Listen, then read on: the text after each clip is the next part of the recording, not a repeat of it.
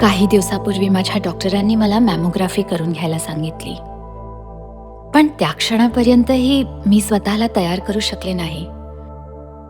माझ्या मनात अनेक प्रकारचे विचार येऊ लागले. मला खूप भीती वाटते.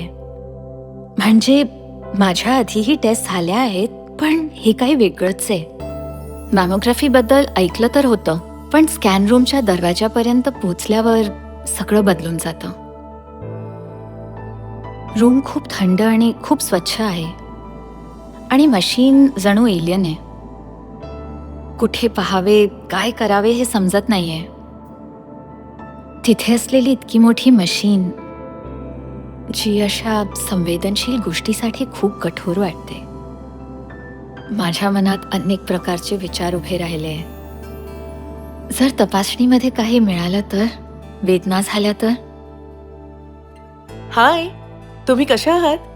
भीती वाटतेय का? हो, मी अशी टेस्ट यापूर्वी कधी केली नाहीये, यामुळे भीती वाटते.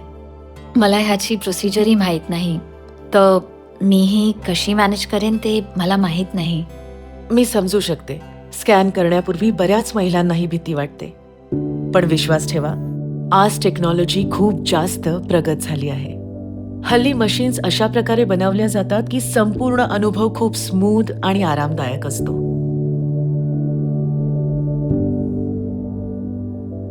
आता टेक्नॉलॉजीमुळे सर्व वयोगटातील आकार आणि आजार असलेल्या रुग्णांचे स्कॅन करणं शक्य झालं आहे. हल्ली टेक्नॉलॉजीच्या मदतीने डोस पर्सनलाइज्ड केला जाऊ शकतो, म्हणजेच प्रत्येक रुग्णाला त्याच्यासाठी योग्य डोस दिला जातो. त्यासोबतच योग्य दबावामुळे रुग्णाला कमी त्रास होतो. रुग्णांना पोझिशन्स बदलण्याची गरज नसते, त्यामुळे स्कॅन जलद होतात. त्यांचं बोलणं ऐकून मला चांगलं वाटतंय. कदाचित त्यांची बोलण्याची पद्धत आणि टेक्नॉलॉजीवर विश्वास यामुळे असं वाटत असेल. काळजी करू नका, तुम्हाला फार वेळ थांबावा लागणार नाही. मी पूर्ण वेळ तुमच्यासोबत असेल.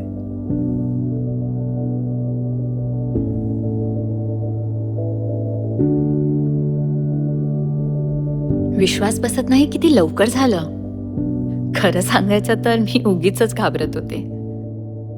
हो, थोडा त्रास तर होता, पण असुविधा माझ्या अपेक्षेपेक्षा खूप कमी होती. बघितलं, इतकं कठीण नव्हतं ना? सर्व नीट पार पडलं. जर रुग्ण शांत राहिला तर टेक्नॉलॉजीमुळे चांगले आणि उच्च दर्जाचे इमेजिंग मिळते, जे डॉक्टरांना योग्य निदान करण्यास मदत करते. मला वाटते त्या रूममध्ये जाणे हीच सर्वात कठीण गोष्ट होती. पण एकदा आत गेल्यानंतर आणि टेक्नॉलॉजीची प्रगती समजून घेतल्यानंतर माझी भीती कमी झाली.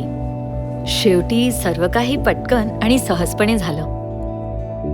मला आनंद वाटतोय की मी माझ्या भीतीला तोंड देऊ शकले.